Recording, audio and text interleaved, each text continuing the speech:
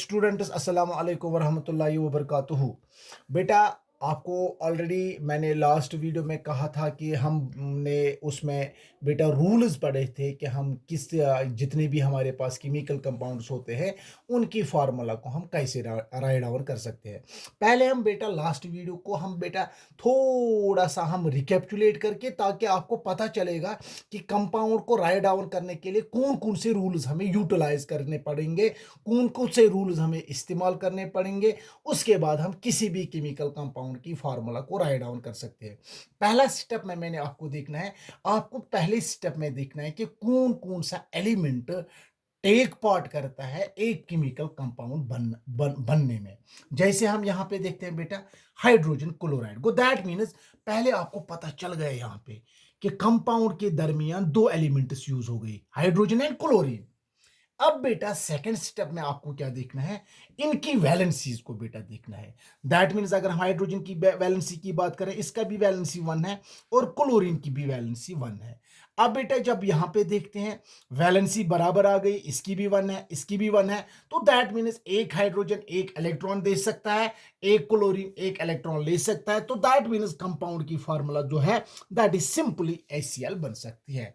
तो that means अगर आपको कोई कहेगा what is the formula of hydrogen chloride, simply you can write down HCl। क्योंकि बेटा हाइड्रोजन एंड क्लोरीन रिएक्ट हो गए, क्योंकि दोनों की वैलेंसी सेटिस्फाई होती है। हाइड्रोजन की भी वैलेंसी 1 है और क्लोरीन की भी वैलेंसी 1 है। अब बेटा यहां पे सेकंड जो कंपाउंड है हमारे पास, दैट इज कैल्शियम ऑक्साइड। इसकी फॉर्मूला आप कैसे राइट डाउन कर सकते हो। फॉर एग्जांपल आपको पता है, पहले हमें सिंबल्स लिखने हैं। दैट इज कैल्शियम का सिंबल है that is Ca, and oxygen का सिंबल है ऑक्साइड का, दैट इज ऑक्सीजन। अब आपको पता चल गया कि दो एलिमेंट्स कैल्शियम ऑक्साइड बनाने में दो एलिमेंट्स ने टेक पार्ट किया, one is called calcium and second one is oxygen. अब यहां पे आपको देखना है बेटा कैल्शियम की वैलेंसी क्या है, ऑक्सीजन की वैलेंसी क्या है। जहां पे हम देखते हैं अगर वैलेंसी सेटिस्फाई हो गई तो दैट मीन्स आप कंपाउंड की फार्मूला। अगर हम कैल्शियम की बात कर रहे हैं तो इसकी 2+ है, अगर हम ऑक्सीजन की बात करेंगे तो 2- है। तो दैट मीन्स क्रिस क्रॉस के जरिए हमें बेटा यहां पे भी 2 आ जाता है, यहां पे भी 2 आ जाता है। तो दैट मीन्स हम इस कंपाउंड की formula directly calcium oxide. That means क्यों, कैल्शियम 2 इलेक्ट्रॉन्स प्रोवाइड करता है और ऑक्सीजन 2 इलेक्ट्रॉन्स लेता है। अगर यहां पे आप देखोगे, अगर कैल्शियम एक ही इलेक्ट्रॉन देगा, ऑक्सीजन 2 इलेक्ट्रॉन्स ले सकता है, तो कैल्शियम कितने होने चाहिए फिर, 2 इलेक्ट्रॉन्स, 2 एटम्स होनी चाहिए, तब जाके एक ऑक्सीजन के साथ रिएक्ट हो सकते हैं।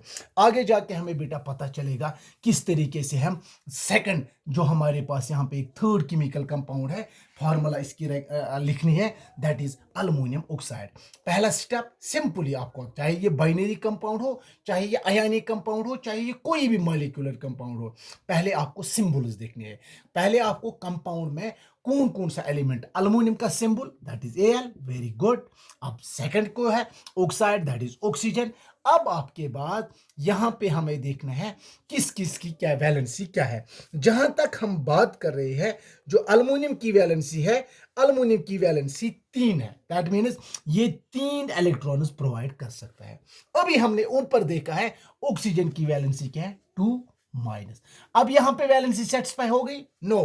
तो इसके लिए आपको क्या करना है, you have to use the last step that is criss cross. अब अल्युमिनियम के बदले आप कितने अल्युमिनियम ले लोगे, दैट इज 2 अल्युमिनियम। क्योंकि एल्युमिनियम के नीचे क्या आ गया, क्योंकि वैलेंसी जब सेटिस्फाई नहीं हो गई तो अल्युमिनियम आप 2 ले लोगे, और ऑक्सीजन कितने ले लोगे, 3। वो 2 अल्युमिनियम कितने, आप यहां पे आपको खुद पता चलेगा, एक अल्युमिनियम कितने इलेक्ट्रॉन्स दे सकते हैं, 3। डेफिनेटली 2 एल्युमिनियम एल्युमिनियम जो एलिमेंट हैं ये कितने इलेक्ट्रॉन्स दे सकते हैं, दैट मीन्स 6। मगर एक ऑक्सीजन कितने इलेक्ट्रॉन्स ले सकता है, 2 ही इलेक्ट्रॉन्स ले सकता है। अगर 2 अल्युमिनियम 6 इलेक्ट्रॉन्स दे सकते हैं, इसके लिए वो एलिमेंट होना चाहिए नॉन मेटल जो 6 इलेक्ट्रॉन्स ले सकता है। तो दैट मीन्स जब आप ऑक्सीजन 3 ले लोगे तब जाके ये 6 इलेक्ट्रॉन्स को ले सकता है। उसके बाद आपके पास जो केमिकल कंपाउंड की फार्मूला बन गई, that is Al2O3 is the formula of aluminium oxide. ये है बेटा, यहां पे मैंने एक सिंपल मॉलिक्यूलर कंपाउंड लिया, यहां पे एक सिंपल आयनिक कंपाउंड लिया, यहां पे भी एक आयनिक कंपाउंड ले लिया। बट हमारे बुक में बहुत सारे कंपाउंड्स हैं जिनकी भी फार्मूला हम बेटा राइट डाउन कर सकते हैं। हम बेटा कभी कभार हमारे पास पॉली एटॉमिक आयन्स होने चाहिए। अब पॉली एटॉमिक आयन्स के लिए आप क्या फार्मूला लिखोगे, पहले आपको पता होना चाहिए। मैंने ऑलरेडी आपके साथ डिस्कस किया है what are polyatomic ions. ये मैंने ऑलरेडी आपके साथ डिस्कस किया है। यानी मैंने कहा है जब ग्रुप ऑफ एटम्स कंबाइन होते हैं, if they contain any charge, if they contain any charge, that group of atoms which contain any which carries any charge, जिसके पास कोई चार्ज अभी भी होगी, उसकी वैलेंसी अभी भी एटम्स मिलके वैलेंसी अभी भी सेटिस्फाई नहीं होती है, उन एटम्स को, उन ग्रुप ऑफ एटम्स को हम पॉली एटॉमिक आयन्स कहते हैं। जैसे आपके पास पॉली एटॉमिक आयन होगा, आपके पास वहां पे लिखा होगा write down the formula of potassium nitrate, वहां पे आ जाएगा write down the formula of potassium nitrate. अब आपको कंफ्यूजन हो जाएगा यहाँ पे, आप कहोगे ये कैसे हम लिख सकते हैं, पोटेशियम का सिंबल आपको पता है, इट इज के। What is the nitrate? It is an poly atomic ion. Nitrate का पॉली एटॉमिक ऑलरेडी मैंने आपके साथ डिस्कस किया है। नाइट्रेट की फॉर्मूला क्या है? NO3। जैसे नाइट्रेट है, नाइट्राइट है, सल्फेट है, सल्फाइट है, बहुत सारे ऐसे भी है। ये ऑलरेडी आपके बुक में, जो बुक है आपकी बुक है, वहां पे ऑलरेडी आपका एक लिस्ट दिया हुआ है कि बहुत सारे पॉली एटॉमिक आयन्स हैं, उनकी फार्मूला आप बेटा पहले ही देखोगे, मगर वहां पे वैलेंसी भी दी गई है। अब अगर आप नाइट्रेट की वैलेंसी देखोगे, नाइट्रेट की वैलेंसी क्या है? इट इज सिंपली, नाइट्रेट की वैलेंसी 1- है, तो दैट मीन्स इसका 1- है, और पोटेशियम की वैलेंसी है 1+ वैलेंसी है। क्रिस क्रॉस करोगे, यहां पे आपको खुद पता चलेगा बेटा, क्योंकि यहां पे भी 1- आ गया, यहां पे भी 1+ आ गया, तो that means you can write down the formula, that is KNO3। This is the formula of potassium nitrate. मगर मैंने ऑलरेडी आपको रूल में बताया, जो पॉली एटॉमिक आयन्स है इनको हमेशा ब्रैकेट में हम राइट डाउन कर सकते हैं, क्योंकि आपको पता चलेगा ये एक पॉली एटॉमिक आयन है। अगर बेटा आपके पास कभी कभार कोई भी क्वेश्चन होगा, जैसे कैल्शियम नाइट्रेट फॉर एग्जांपल, आपके पास आ जाएगा write down the formula of calcium nitrate. अब आपको कैल्शियम नाइट्रेट की फॉर्मूला राइट डाउन करनी है। सिंपली आप लिखोगे what is the symbol of calcium? Very good, that is Ca। Calcium का सिंबल है दैट इज Ca। नाइट्रेट अभी मैंने बताया ये एक पॉली एटॉमिक आयन है, इसका फॉर्मूला दैट इज NO3। अब इसकी वैलेंसी क्या है? 1- है ना बेटा, इसकी 1। अगर कैल्शियम की वैलेंसी देखोगी, इसकी वैलेंसी क्या है? 2+। अब बेटा यहां पे आपने देखा है जो कैल्शियम है ये कितने इलेक्ट्रॉन्स दे सकते हैं? 2, मगर नाइट्रेट तो एक ही इलेक्ट्रॉन ले सकता है। अब यहां पे आप करोगे ऐसे क्रिस क्रॉस वैलेंसी में, हम सिंपली इसका क्रिस क्रॉस वैलेंसी में हम देखते हैं कैल्शियम अब कितने लेने चाहिए? हमें एक ही कैल्शियम लेना चाहिए। नाइट्रेट कितने लेने चाहिए? 2। तो आप लिखोगे सिंपली नाइट्रेट की फॉर्मूला, एंड ये कितने आयन्स, पॉली एटॉमिक आयन्स ले लोगे? 2। तब जाके आपके पास कैल्शियम नाइट्रेट की फॉर्मूला क्या बन गई? CaNO3 होल 2, क्योंकि एक नाइट्रेट मॉलिक्यूल एक ही इलेक्ट्रॉन ले सकता है, मगर यहां से तो कैल्शियम 2 इलेक्ट्रॉन देते हैं, तो इसीलिए हमें नाइट्रेट मॉलिक्यूल्स कितने लेने चाहिए? 2, ताकि ये जो कैल्शियम 2 इलेक्ट्रॉन दे सकता है वो 2 इलेक्ट्रॉन लेके आपके पास कैल्शियम नाइट्रेट की फॉर्मूला बन सकती है। इसी तरीके से यहां पे हम बेटा कुछ और कंपाउंड्स, एक कंपाउंड की फॉर्मूला, उसके बाद हम बेटा होम असाइनमेंट आपका जो है वो भी हम बेटा देख सकते हैं। जहां जहां तक बेटा हमारे पास फॉर एग्जाम्पल यहां पे आपको कभी कभार ऐसे आ जाएगा write down the formula of sodium sulphate. ये भी यहां पे आप लिखोगे सिंपली, वहां पे लिखा होगा write down the formula of sodium sulphate. अब आपको पता है सोडियम का symbol that is Na। Very good. What is the sulphate? अगर आप सल्फर लिखो ये सल्फेट है, तो that means it is a poly atomic ion. Sulphate already आपकी बुक पे लिखा हुआ है। सल्फेट की फॉर्मूला क्या है? SO4। इसको हमेशा किस में रखोगे? ब्रैकेट में आप रखोगे। अब हमें देखना है इसकी वैलेंसी। ये ऑलरेडी आपको पता है सोडियम की वैलेंसी क्या है? It is 1+। अब नाइट्रेट सल्फेट की वैलेंसी क्या है? ऑलरेडी आपको पता है, आपके वहां पे है इट इज 2-। अब बेटा वैलेंसी सेटिस्फाई होती है? नहीं बेटा। अब क्या करोगे? क्रिस क्रॉस करोगे, ऐसे लिखोगे, तो दैट मीन्स सोडियम अब कितने लेने चाहिए? वेरी गुड, हमें सोडियम 2 लेनी चाहिए, क्योंकि एक सल्फेट मॉलिक्यूल के साथ हमें सोडियम 2 होने चाहिए, तब जाके कंपाउंड स्टेबल बन सकता है। तो आप बेटा सोडियम कहाँ कितने आ गए?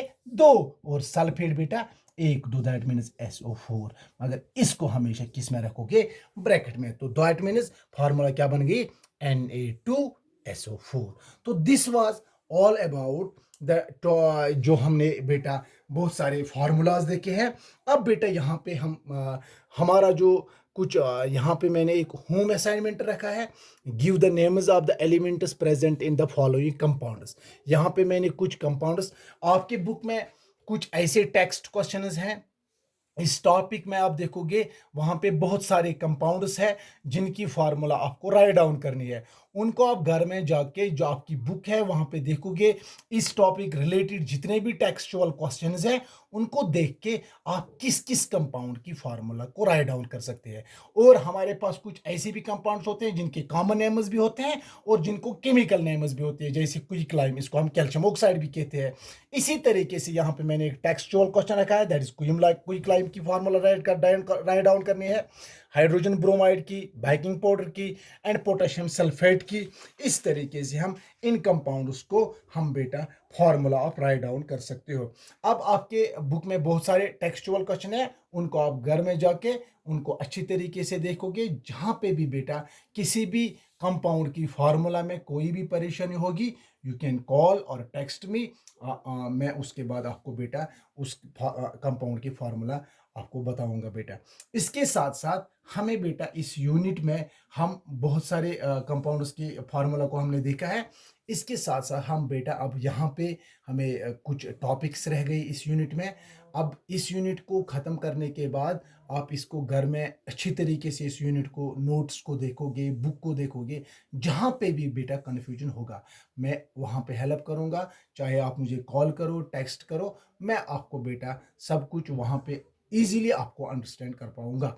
और यहाँ पे आपको एक चीज़ और याद रखना है, यहाँ पे अब कुछ टॉपिक्स रह गए, दैट इज मॉलिक्यूलर मास को हमें देखना है, एटॉमिक मास, और उसके बाद मोल कॉन्सेप्ट, जिसको हम एवोगाड्रोस नंबर भी बेटा वहाँ पे हम देखेंगे कि हम मोल्स को कैसे यूज़ क्यों केमिस्ट्री में किया जाता है। वो हम बेटा इंशाल्लाह कुछ 2-3 वीडियोस नेक्स्ट आ जाएंगे इस यूनिट के। उसके बाद हमारे पास एक और नया यूनिट स्टार्ट हो जाएगा, that is structure of the atom, जो हम बेटा नेक्स्ट सेशन में हम बेटा इसको डिस्कस करेंगे। Thank you dear students, have a nice day.